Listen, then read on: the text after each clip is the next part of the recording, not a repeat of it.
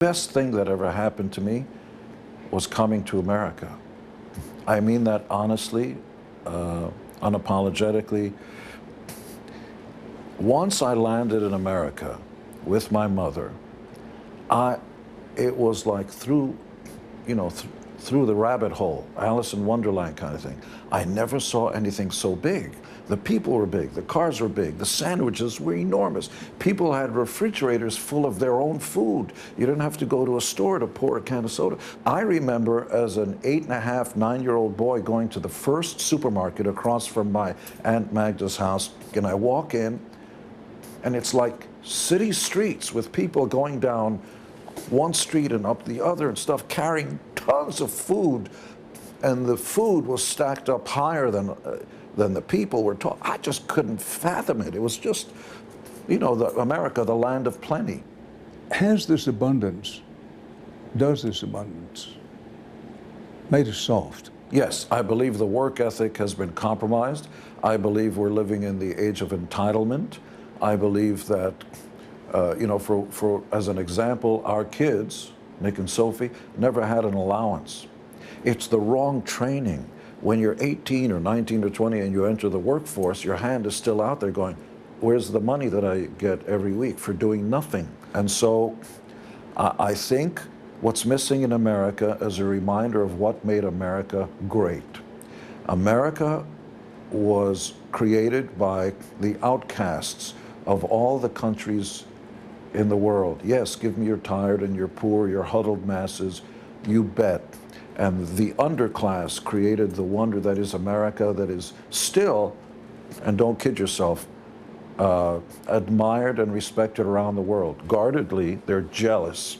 I don't remember the last boatload of people who got up from the beach and said, thank God I've made it to the shores of France. It just doesn't work. It's America. So what native-born American children don't have, in my estimation, and it's shameful, is the realization of the wonder that is America, and that you still have to roll up your sleeves and get to work, damn it. Even if you've got the money, get up every day. Warren Buffett makes a living. He gets up every day and goes to work, because it's the love of labor, not whether you have a job. I remember showing the first big check, millions of dollars, that I showed my mother. I did that. And she couldn't understand just how much it was. So she folded it up and put it down. She goes, wonderful, wonderful. Now what are you going to do? That's actually pretty profound. Because that's very profound, isn't it? Yeah, it's like, been there, done that. Now, will you get up every day and go to work, or will you just sit back and do nothing? We've talked about the changes in entertainment and music. What about the changes in the culture? How has the culture of the country changed, or has it? The country has become polarized. The country has become liberals and conservatives and Fox and CNN and all those sort of notions that divide us. And if we're not too careful, it's the fall of the Roman Empire will come from within.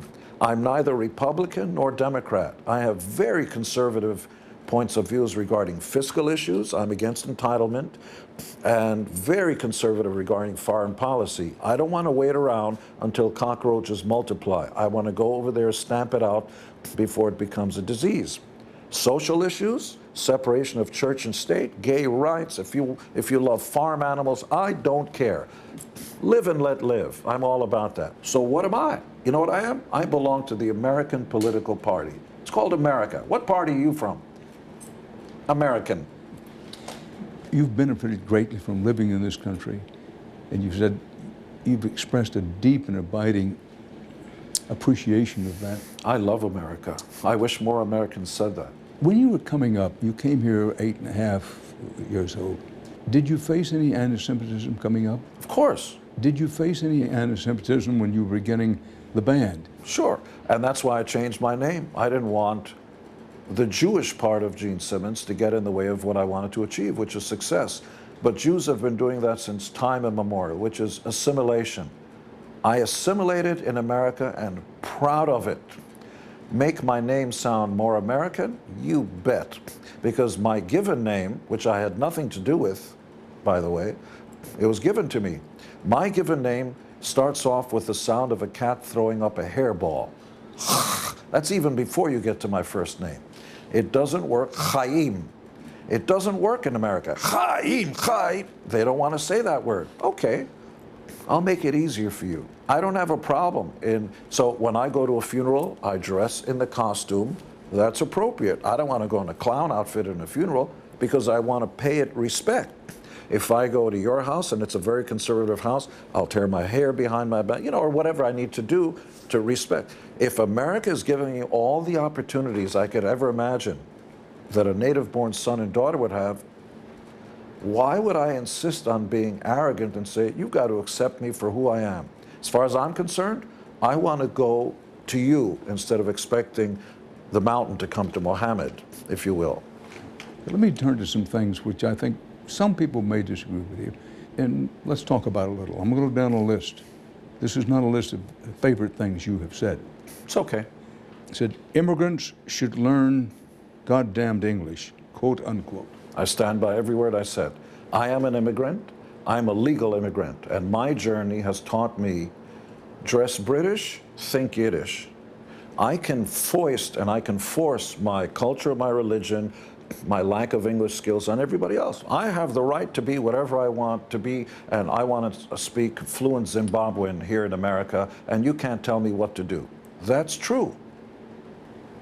So how is that going to earn you a living? The more language skills you have, that's called English. The more people skills you have, the more you know about the culture that you land in. When in Rome, do as the Romans. I didn't create those. I didn't invent any of those rules. You have a distinct added advantage if you can speak English well, and yes, even without an accent. And I'm talking about a guy who spoke with a very heavy accent. Ich kann auch sprechen Deutsch, but if I speak another language, I speak it without an accent. Tu doch besser ni Madarul, and you come to like Madarul sag, well, that's Hungarian. Hashem sheli chaim nolati b'Haifa, that's fluent Hebrew, but it's the right sound of the language. Make the effort. It's your responsibility. If America is giving you all the advantages of its native-born sons and daughters, for God's sakes, make an effort and learn the culture and the language. You're already getting all the advantages. No, I don't want to do anything for it. I just want all the advantages.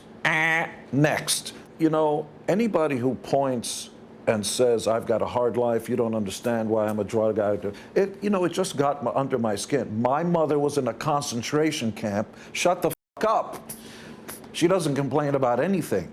She wakes up every day, makes no excuses about anything. She's alive, and she revels in life. So when I hear people who are born in America and complain about things, I'm a victim, you have all the advantages. We had nothing. We had nothing, came to America with nothing, and were given all the access to anything, and it was the rest of, so, you know, when images of my mother bring up, I say stupid things because I try to bitch slap all the complainers and the entitlement people.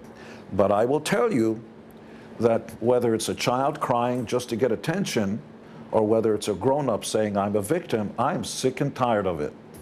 It's like, shut up, pick yourself up by two britches, you're alive, you're in America, stop complaining.